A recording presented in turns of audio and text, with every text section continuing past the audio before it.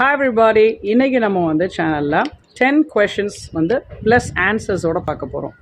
நீங்க எல்லாரும் சீக்கிரமா இங்கிலீஷ்ல பேசணும் அப்படினா இந்த மாதிரி questions plus answers practice பண்ணீங்கனாலே போதும்.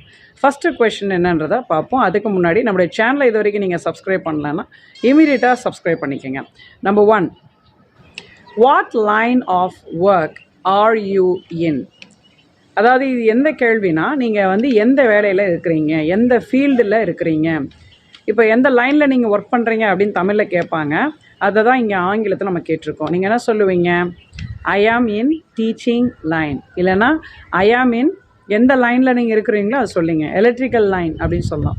ஸோ இந்த மாதிரி நீங்கள் வந்து உங்களுடைய ஆன்சரை எனக்கு காமெண்ட் செக்ஷனில் தெரிவிங்க. செகண்ட் கொஷின் என்னன்றதை பார்ப்போம். What time do you chill out? Chill out அப்படின்றது எப்பொழுது நீங்கள் வந்து களைப்பாக இருந்து இளைப்பாறுவீங்க.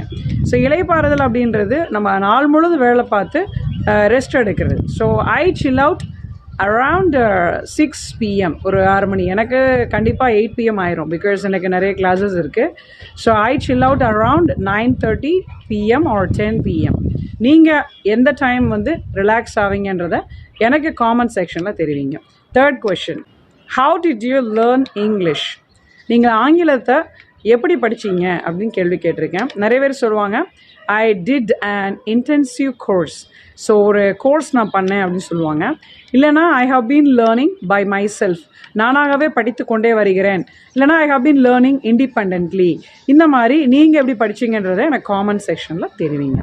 Number 4, can I get you anything else? இந்த இடத்துல நம்ம எந்த இடத்துல இந்த கேள்வி முதல்ல கேட்போம். இப்போ நீங்கள் சாப்பிட்டுட்டு இருக்கீங்க ரெஸ்டாரண்ட்டில், அங்கே வந்து பார்த்தீங்கன்னா இன்னும் உங்களுக்கு ஏதாவது வேணுமா, வேறு எதுவும் வேணுமா அப்படின்னு கேட்கும்போது நம்ம பயன்படுத்தக்கூடிய ஒரு கேள்வி தான். ஒருவேளை உங்களுக்கு என்ன பதில் வரும்? எஸ் ஐ நீட் மோர், இல்லைனா ஐ நீட் டேஷ். நீங்கள் என்ன சாப்பாடு வேணுமோ அதை நீங்கள் வந்து அதில் நீங்கள் ஃபில் பண்ணிக்கலாம். இல்லைனா இல்லை நோ தேங்க்ஸ் அப்படின்னு நம்ம சொல்லலாம் இல்லையா?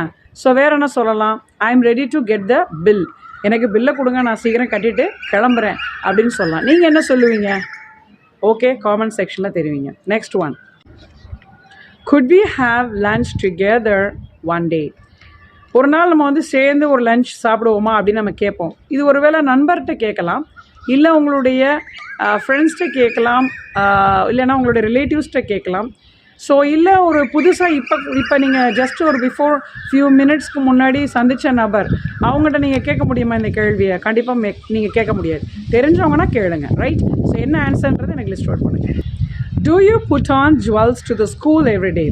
நீங்கள் தினமும் நகை போட்டுட்டு போவீங்களா ஸ்கூலுக்கு? சில பேர் போடுவாங்க, பட் சில பேர் போடுறாங்களா எனக்கு தெரியல. நீங்கள் என்ன சொல்லுவீங்க?